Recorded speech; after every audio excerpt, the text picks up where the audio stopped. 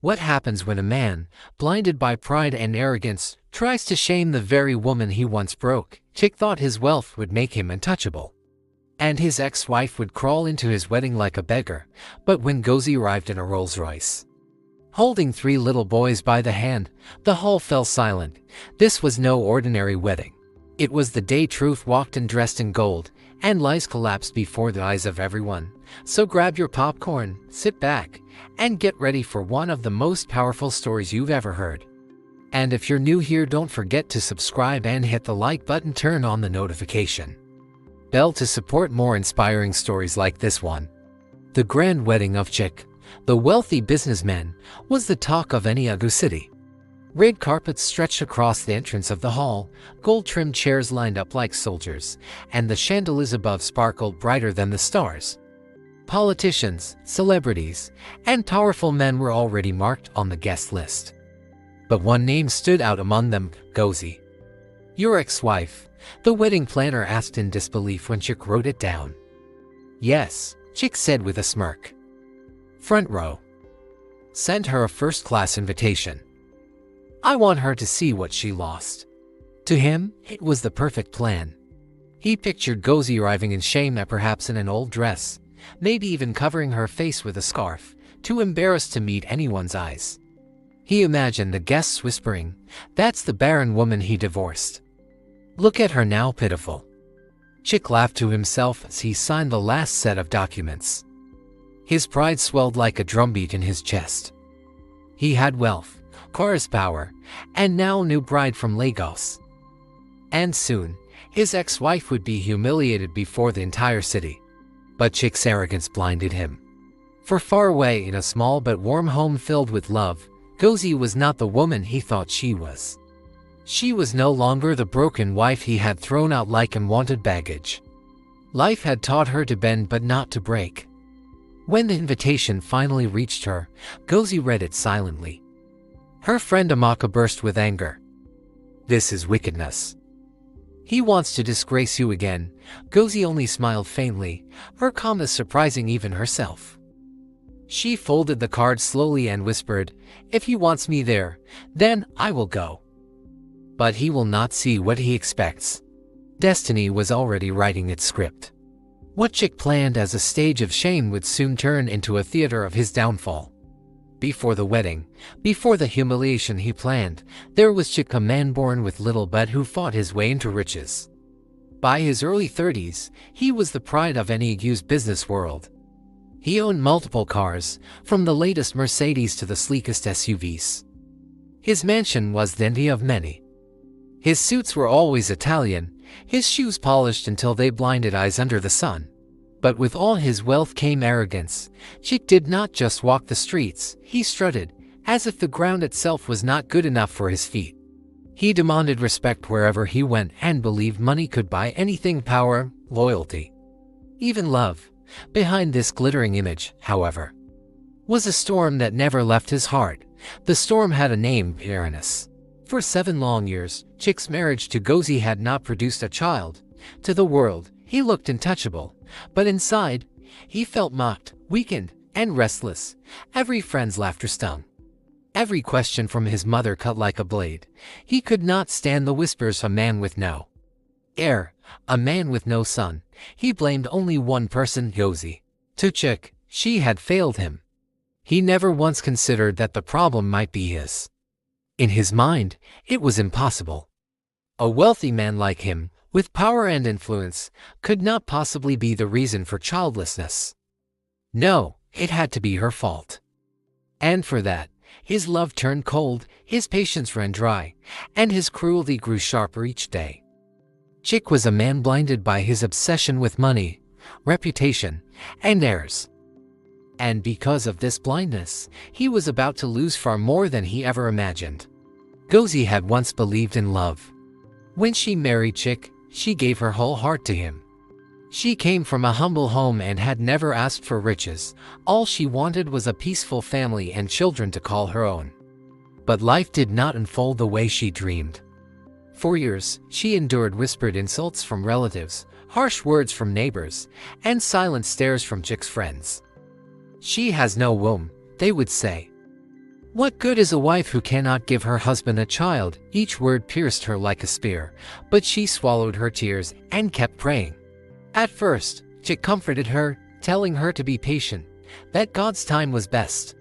But as the years passed, his tenderness turned into resentment. He began coming home late, ignoring her meals, and speaking to her like a servant. She tried to please him, cooking his favorite dishes, dressing beautifully, and kneeling before him in respect, but nothing worked. His heart had grown stone cold. The final blow came when he accused her openly of being the curse in his life. 7 years, Gozi, he shouted one night, his voice echoing through their mansion. 7 years, and not a single child. You are nothing but a barren tree. How can I call you my wife? Gozi had no defense. She wept quietly, her dignity broken. And then, without warning, he threw her out. Just like that, the doors of the mansion she once called home slammed shut behind her. Homeless and heartbroken, she wandered the streets until her childhood friend Amaka found her and gave her shelter. Though her life was now filled with pain, Gozi discovered something she had forgotten during her years with Chik: her strength. With Amaka's encouragement, she went back to her tailoring business. At first, it was difficult. She had only one sewing machine and few customers. But she worked with her hands, pouring her sorrow into every stitch, and slowly, her name began to spread. People admired her skill, and one day, fate sent her a man who would change her life forever. But Gozi did not know yet that her suffering was only the beginning of her rise. While Gozi rebuilt her life, Chik sought comfort in another woman, Emma. And like Gozi, Emma came from a wealthy Lagos family. Her father was a politician, her mother a business magnate, and her beauty was the kind that turned heads wherever she went. To Chik, marrying her would not only give him prestige but also silence the whispers of his so-called failure with Gozi. Emma was nothing like Gozi. Where Gozi was humble, Emma was flamboyant. She loved expensive handbags, diamond jewelry, and parties that lasted till dawn, but this was exactly what attracted Chik. To him, Emma represented power, class, and a chance to climb even higher on the ladder of wealth. Their courtship was short. Within a year of meeting, Chik proposed in the grandest way possible, renting out an entire hall, hiring a live orchestra, and presenting a diamond ring the size of a pigeon's egg. The media covered it. Newspapers praised it, and his friends applauded him. Chik felt victorious. Emma, however, had her own reasons for accepting him. She did not love Chik, she loved his money. She saw in him a man who could fund her luxurious lifestyle.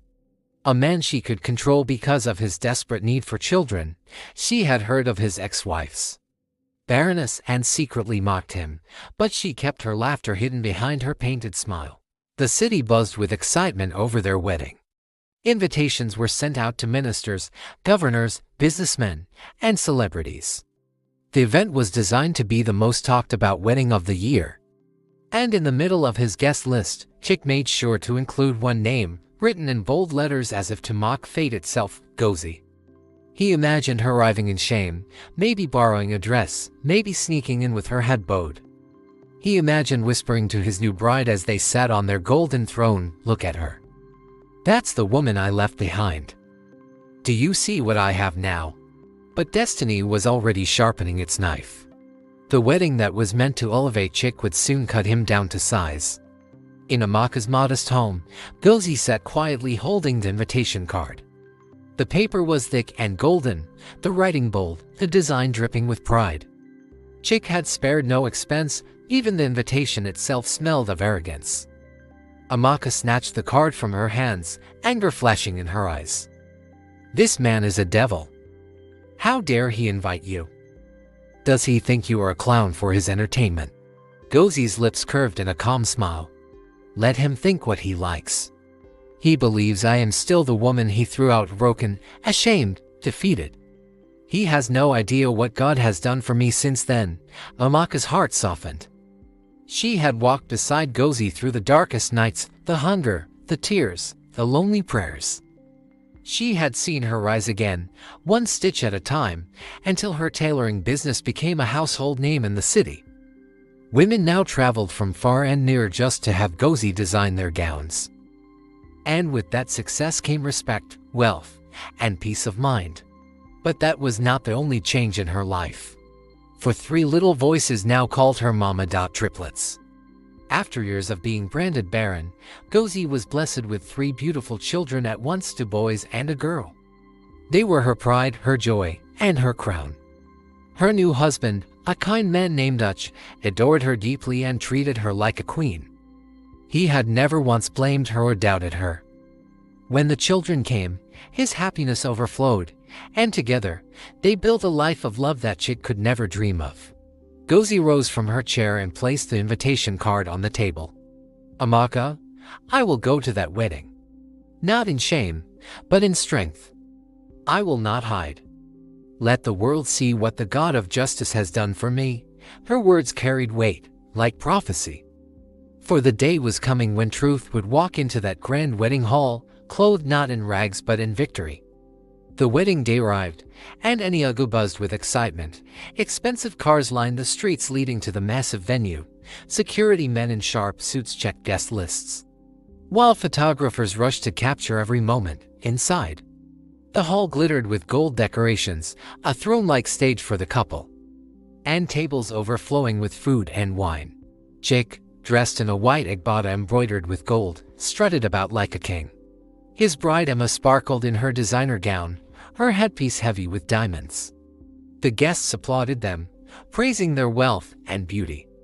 Chik smiled proudly, scanning the hall for one face, Gozi's. Suddenly, a hush fell outside. Heads turned. Cameras flashed. A sleek black Rolls Royce Phantom glided slowly into the compound, its polished body reflecting the sun like a mirror. The car was unlike anything most guests had ever seen. It whispered wealth without shouting, elegance without pride. The driver stepped out and opened the door. A pair of shining black heels touched the ground, followed by a flowing gown of royal blue silk.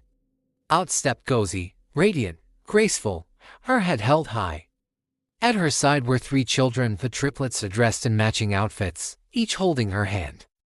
Gasps rippled through the crowd. Is that Gozi? Someone whispered. She looks like a queen, another exclaimed. Chik, still inside, froze when the murmurs reached him. His heart pounded. Impossible, he thought. The last time he saw her, she had been a weeping woman, clutching her belongings in disgrace. How could she now arrive in a Rolls Royce, with children by her side? Inside the hall, all eyes shifted from the bride and groom to the entrance where Gozi walked in slowly, each step echoing power. She did not bow her head, nor did she rush. She walked like a woman who had nothing to prove, because life had already proven it for her. Emma's smile faltered as she noticed the shift in attention. Chik clenched his jaw, forcing a smile, but deep down he felt the ground shaking beneath him. The stage he had prepared for her humiliation had just become her coronation. Gozi sat gracefully at the front row, her triplets by her side, as whispers filled the hall. Guests who once mocked her now leaned forward in admiration. She's even more beautiful than before, some said. And those children? Are they hers? After all they said about her? Chik tried to ignore the shifting tide, but the shame pricked his pride like needles. He had invited her to disgrace her, but now she was the one stealing the show without uttering a word. Emma leaned toward him and whispered, "Who is she? And why does everyone keep staring?" Chik's throat tightened. My ex-wife," he muttered. Emma's eyes widened. "That's the barren woman. But she has children," her voice rose slightly, enough for those nearby to hear. Heads turned, whispers grew louder, and the storm in Chik's chest became unbearable. Gozi remained calm, her face glowing with quiet strength. She greeted a few familiar faces politely, her soft voice carrying more weight than Chik's booming laughter. The triplets sat beside her, well-behaved, their innocent presence a silent testimony against every lie that had ever been told about her. Emma's parents, seated a few rows away, exchanged uncomfortable glances. They had heard about Chik's past, but seeing Gozi now with her children raised questions they could not ignore. As the ceremony continued, Chik's pride crumbled. His bride was restless, his in-laws suspicious, his guests distracted. Every time he looked toward Gozi, she seemed to grow taller, brighter, more regal, while he felt smaller and smaller in his own wedding hall. It was a silent storm, and no shouting, no arguments, just the undeniable truth walking in with quiet dignity. And Chik knew deep in his chest that the downfall he never imagined had just begun. The master of ceremonies tried to keep the program flowing, but the energy in the hall had shifted. Every announcement, every performance, seemed overshadowed by Gozi's quiet presence. She didn't laugh loudly, she didn't boast, she didn't even draw attention to herself. Yet all eyes kept finding her. Chik clenched his fists beneath the table. He had imagined this moment differently, his guests whispering about his triumph, about the beauty of his new bride, about the humiliation of his ex-wife. But instead, his pride was being stripped away in silence. Emma noticed it too. Her painted smile cracked. She tugged at his sleeve. "Why didn't you tell me she was like this? She has children, Chik. 3 of them, she's lying," he hissed. "They can't be hers," but Emma shook her head. "Look at their faces, they carry her blood. And do you know what this means? You were the problem, not her." Her words struck him like thunder. He wanted to argue, but deep down, he knew she was right. He had never tested himself.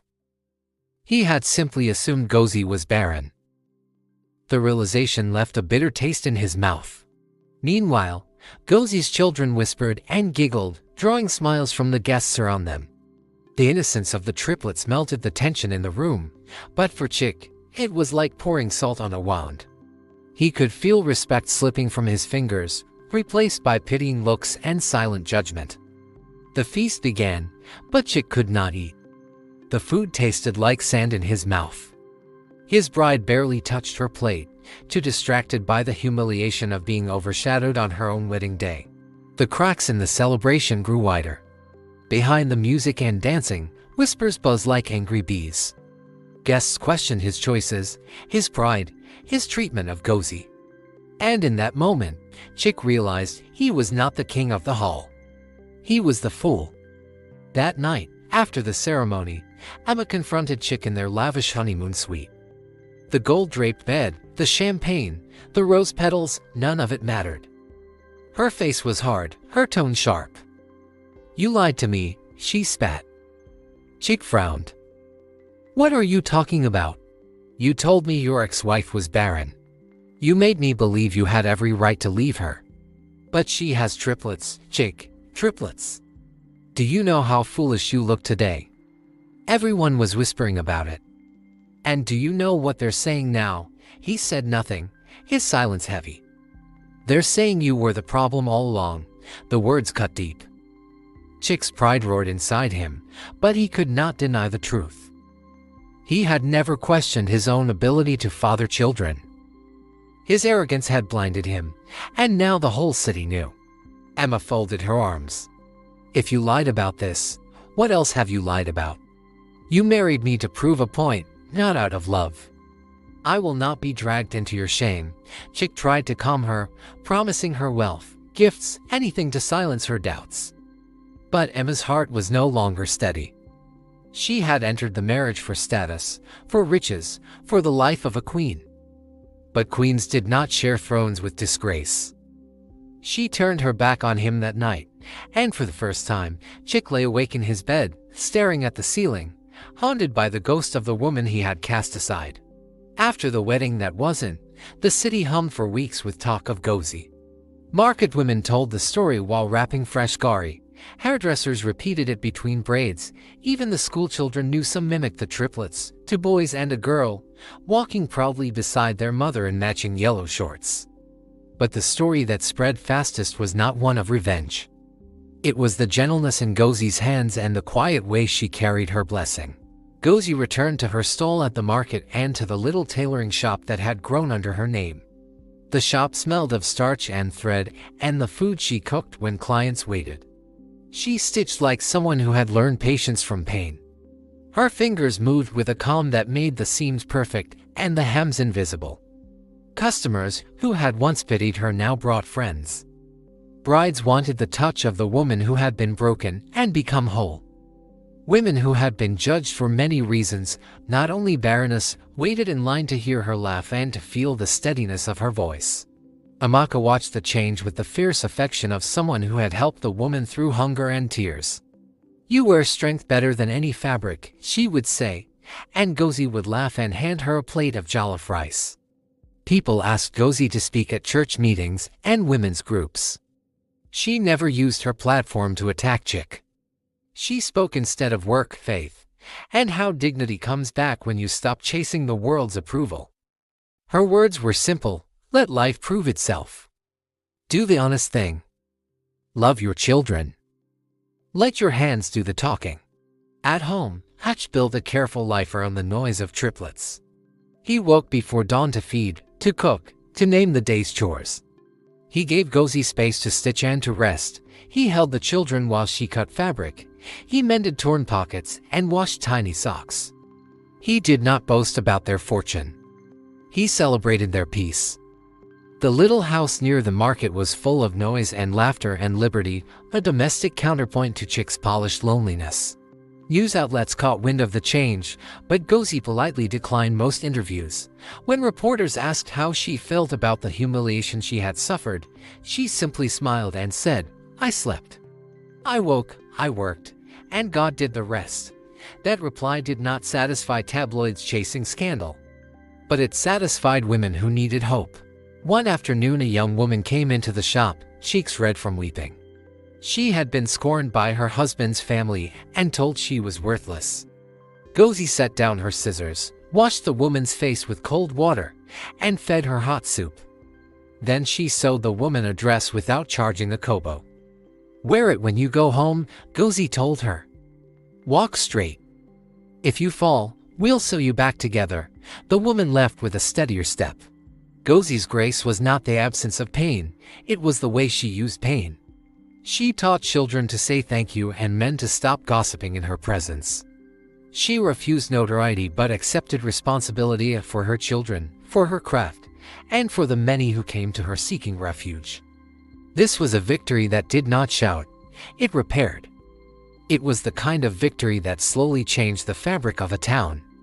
When the town turned its tenderness toward Gozi, Chik felt a coldness where his certainty used to live.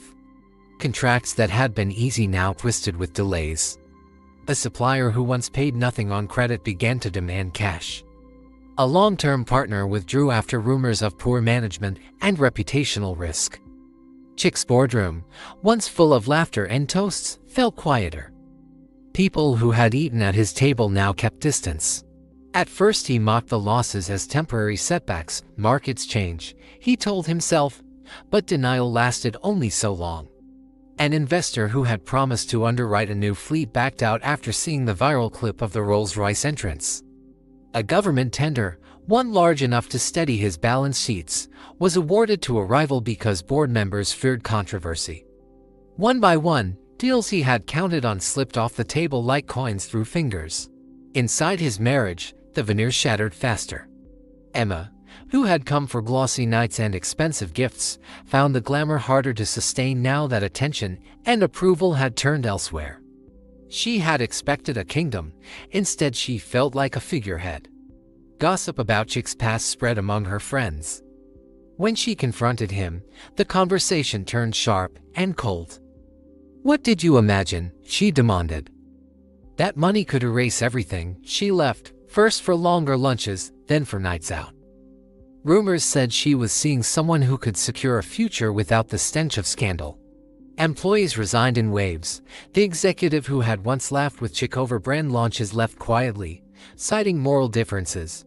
A PR firm refused further work, worried that association would damage their other clients, even close friends who had enjoyed. Chik's generosity backed away as if wary of contagion. Pride had been Chik's currency, and now it devalued. He tried saving face with expensive parties and gifts to old allies, but these were hollow. His hands trembled when he opened bank statements. He received calls from his mother, whose voice had changed from pride to worry. "What happened to you, my son?" she asked. And he had no clean answer. With finances dwindling and alliances fraying, Chik began to look inward. The ease with which he had pointed at Gozi without testing himself now stared back like an accusation. He visited a clinic, a place he had avoided out of hubris for years, and sat in a sterile room while the doctor explained the tests. The words were clinical and romantic: low sperm count, a condition that meant he could not have been certain his ex-wife was barren. The news landed like a stone. Shame swelled. It was hotter than anger and colder than fear. He felt exposed in a way money could not hide. The man who had used wealth to command respect now faced the truth that respect had been built on arrogance and a refusal to examine himself.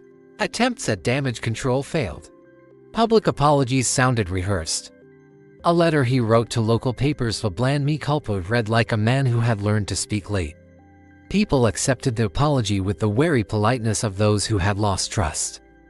Chik's fall was not sudden like a snapped branch. It was a slow leaning away, a losing of soil under his feet until he could not stand as before. The city no longer saw him as an unshakable figure. He was simply a man who had misread life, and that misreading had costs. Night after night Chik walked the city alone.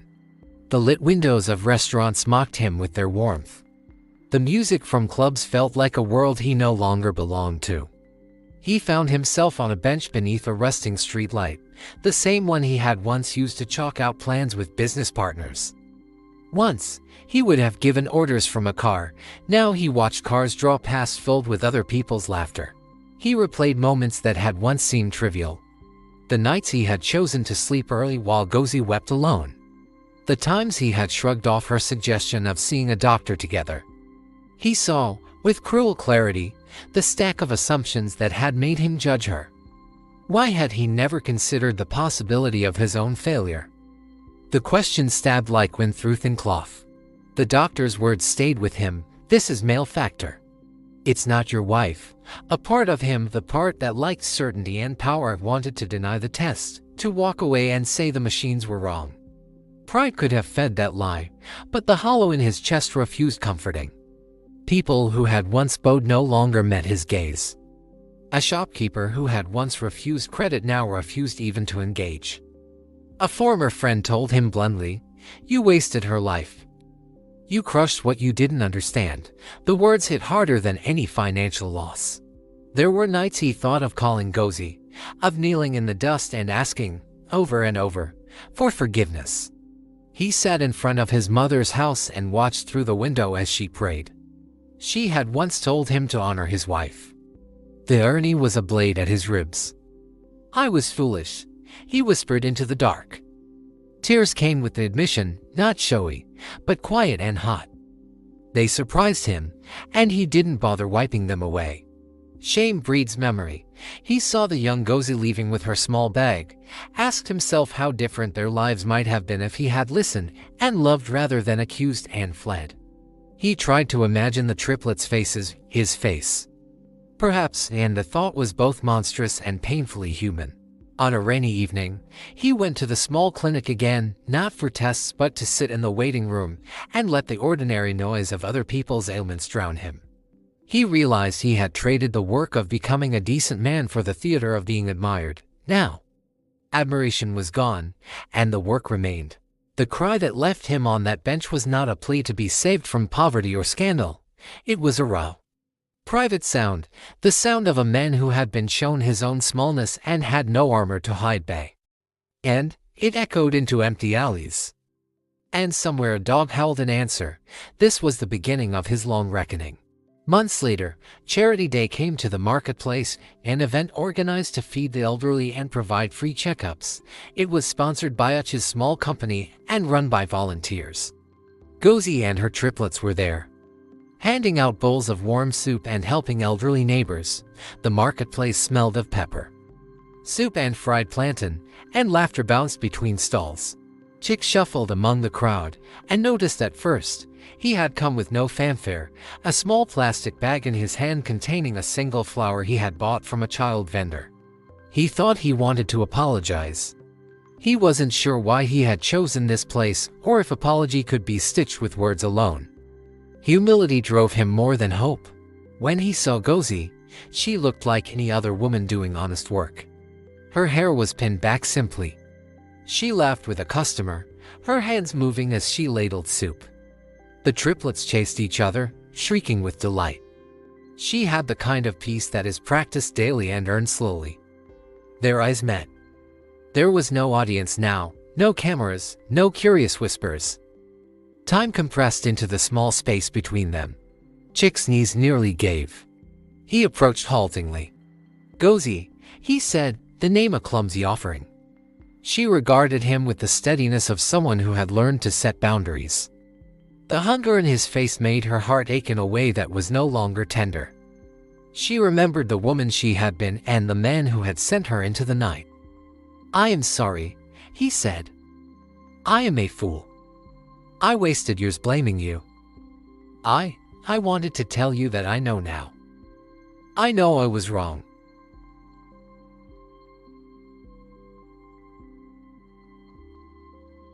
He bowed his head. "Will you ever forgive me fully?" he asked, voice hopeful and terrified. He expected tears, a plea, a collapse. Gozi put a hand on his shoulder, gentle but firm. "I forgave you before, Chik. But forgiveness is not the same as returning. I have a family now. I have work. I will not undo my life for your comfort." Chik nodded, absorbing the rebuke like medicine. It stung but was honest. He had not come to repair her life, he could not. All he could do now, perhaps, was mend his own. Before he left, Gozi added, "Do something good with your life, learn to be humble, support others. If repentance is real, it will show in your deeds, not your words." She handed him a bowl of soup. It was a small, human exchange, not a reconciliation but an opening for a different path. Chik walked away lighter and heavier at once. Lighter because a confession left him clean, heavier because the road ahead was long. The charity hall returned to its ordinary bustle, and Gozi bent to her work, teaching one of her assistants the way to fold fabric so it lay flat. The encounter closed like a door that did not slam but left a sliver of light under the frame, the way forward if he chose it. Gozi's story became the kind told in kitchens and at church socials, the quiet tale of someone who took her pain and turned it into purpose. Her tailoring shop bloomed into a small workshop employing young women who otherwise would have sat idle. She started a weekend class for teen mothers, teaching them sewing, budgeting, and how to stand when shame had knocked them down. Her name was on modest billboards for a local community program, not flashy, but meaningful. She accepted invitations to speak at schools and neighborhood meetings, always turning the attention from herself to practical steps. "Take a skill," she told young women. "Learn to feed yourself and your child. Let no one's voice be the measure of your worth." Chik watched such things from a distance. He had begun to take small, public steps to make amends, sponsoring a scholarship for apprentices, quietly donating to an orphanage, hiring a financial advisor to rebuild his enterprises with transparency. At first his efforts looked like attempts to buy back respect, but over time they became steadier, less performative. He stopped throwing money at problems and began to learn business the hard way with patience, diligence, and the humility to listen. In town, opinions varied. Some said Gozi had been lucky, others declared she deserved every good thing. Many women said the lesson was obvious: do not let your value hinge on someone else's promise. Old men in the market told their grandchildren the story as a parable about pride. Children who once poked fun now ran to Gozi's shop asking for little lessons in sewing. "Teach me to sew, Mama Gozi," one of the triplets would insist, fingers sticky with rice. Schools invited her to mentor girls facing early pregnancy or family rejection.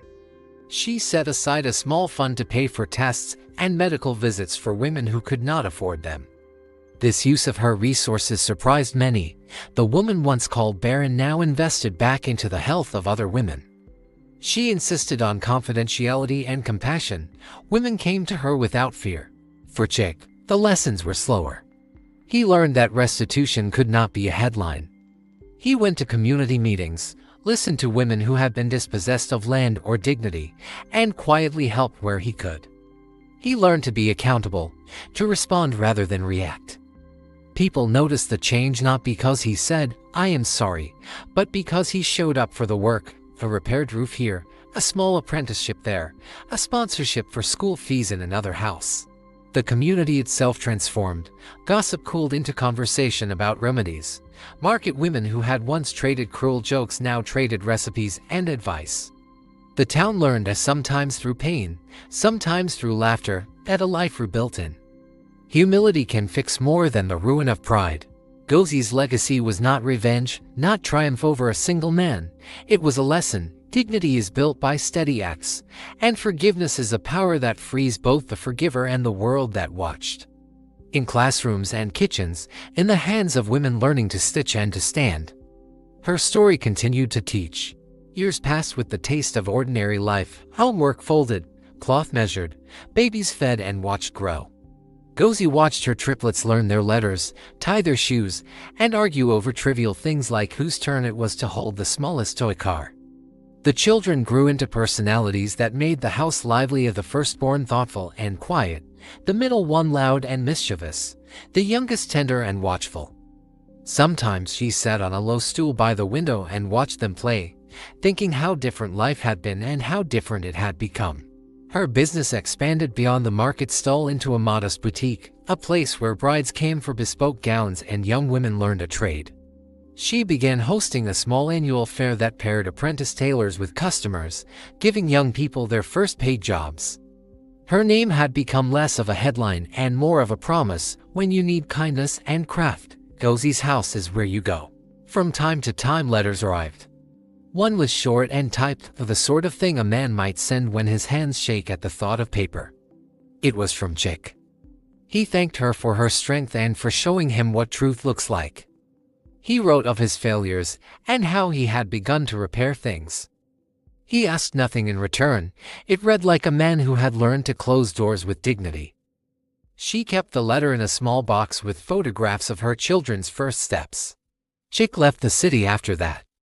Word spread that he traveled and worked humbly, that he had built small businesses based on fair deals and honest labor, that he tried to teach men what he had learned the hard way, that pointing fingers without self-examination breaks more than marriages, it breaks men.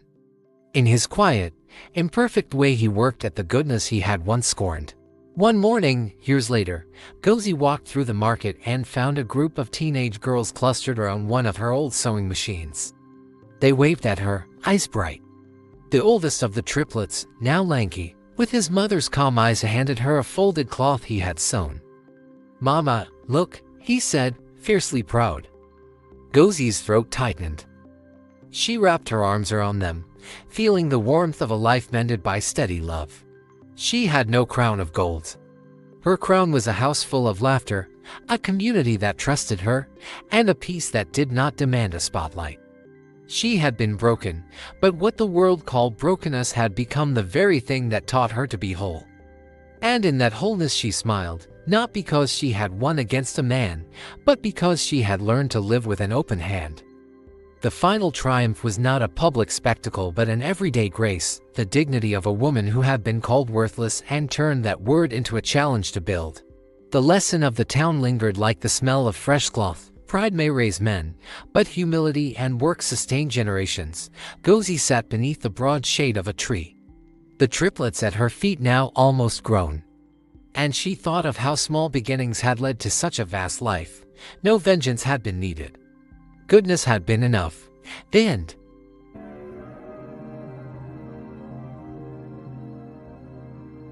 Subscribe for more content.